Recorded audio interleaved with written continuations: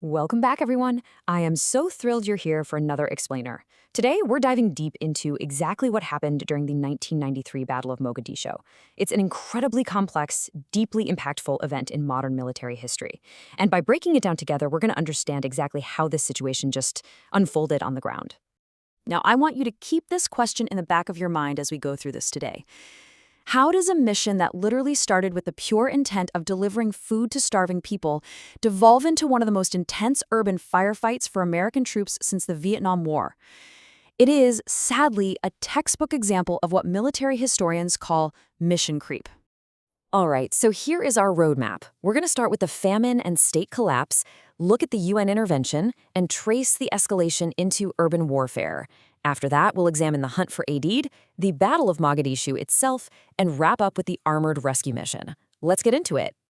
To ground us geographically, we're looking right here at the Horn of Africa. Now, American interest in this region actually goes way back to the Cold War.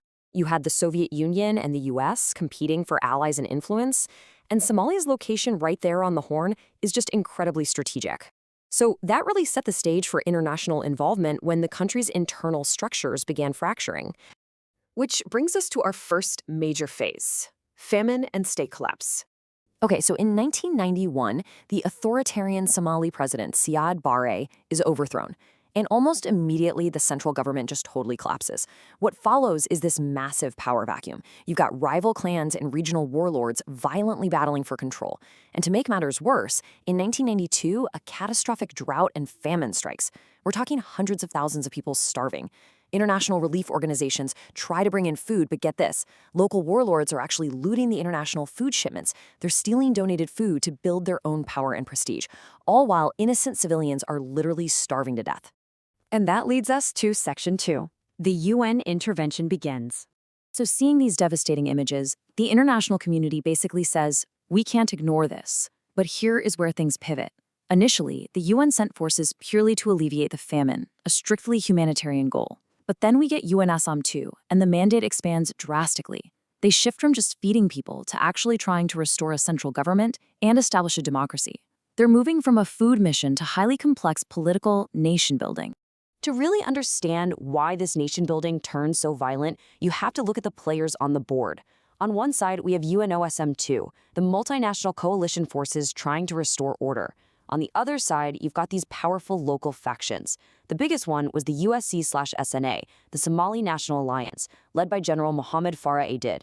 They controlled about 70% of Mogadishu and were heavily armed.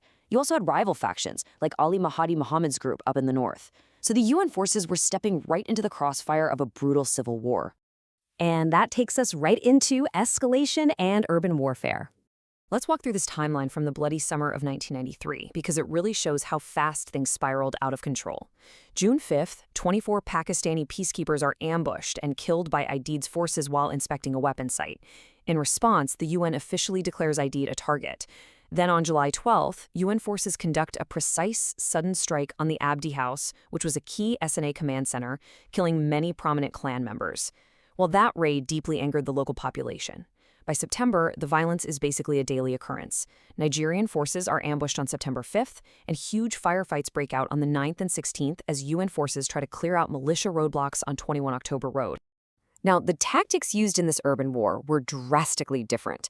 The SNA relied heavily on asymmetric warfare, huge roadblocks, rocket-propelled grenades, and, according to military reports, they deliberately embedded armed militia right into crowds of women and children. This hemmed in the UN soldiers, making it almost impossible to fire back without causing civilian casualties. UNASOM 2 forces, on the flip side, had to rely heavily on their quick reaction force. They're using Cobra attack helicopters for fire support and clearing operations just to survive that intense street-level danger. Next up, the hunt for Aidid. Because of the escalating violence and deliberate attacks, Washington decides to take decisive action. U.S. President Bill Clinton initiates Operation Gothic Serpent. The U.S. deploys Task Force Ranger, which is this highly specialized elite force of Army Rangers and Delta Force operators. The signal here is very clear. Their one specific mission is to capture General Aidid and his top lieutenants and get them off the battlefield, which all culminates in the Battle of Mogadishu. Let's break down exactly how this unfolded on October 3rd. Step 1. The assault. It actually started off as a total success. Rangers fast rope in, Delta Force secures the target building near the Olympic Hotel, and they capture several of Aidid's senior officials. But then, step 2, the crash. A UH-60 Black Hawk helicopter, call sign Super 61, is struck by a Somali RPG and goes down deep inside hostile territory. And instantly, we hit step 3, the pivot. The mission changes right then and there. It is no longer a capture operation. It becomes a desperate, immediate rescue and defense mission to protect that downed crew. So we move into the final, grueling phase, the armored rescue mission. By this point, the troops at the crash sites are completely surrounded and running desperately low on ammo. Back at the base, they have to organize an extraction force, and it is a massive logistical nightmare. They hastily throw together a 60-vehicle rescue convoy. Now, because U.S. forces didn't have their own heavy armor on site, they have to use Pakistani tanks and Malaysian armored personnel carriers paired with soldiers from the U.S. 10th Mountain Division. It took hours of fighting through heavily barricaded streets in the pitch dark, but they finally break through to the first crash site at 0155 on October 4th. From there, they actually had to evacuate casualties on foot in a brutal run-and-gun movement known as the Mogadishu Mile, finally reaching the safety of the Pakistani stadium by 0630 that morning. You know, it's absolutely crucial to remember the human cost here. I want to read you a dedication from one of the military reports. For conspicuous gallantry and intrepidation at the risk of life above and beyond the call of duty while defending their embattled Task Force Ranger comrades. That is dedicated to Master Sergeant Gary L. Gordon and Sergeant First Class Randall D. Shugart. These two soldiers voluntarily dropped into a second crash site to defend the crew against overwhelming odds. They gave their lives, and both were posthumously awarded the Medal of Honor.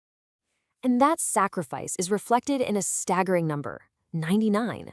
That is the total number of casualties suffered by Task Force Ranger alone by the time they finally made it back to their compound.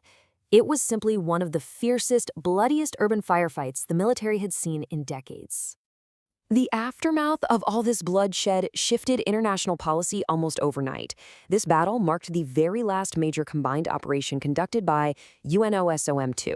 The shock of the violence and those heavy casualties really took a toll back in the capitals of the contributing nations. It became crystal clear just how incredibly dangerous these nation-building operations had become, which eventually led all those nations to completely withdraw their forces from Somalia. Which leaves us with this final, really provocative thought to ponder. When a humanitarian intervention meant to feed the starving evolves into full-scale urban combat, how can international forces ever clearly define a successful exit strategy? It's a sobering question about the realities of modern conflict and the absolute perils of mission creep. Well, thank you so much for joining me today as we unpacked what happened on this explainer. Keep questioning, keep learning, and I'll catch you next time.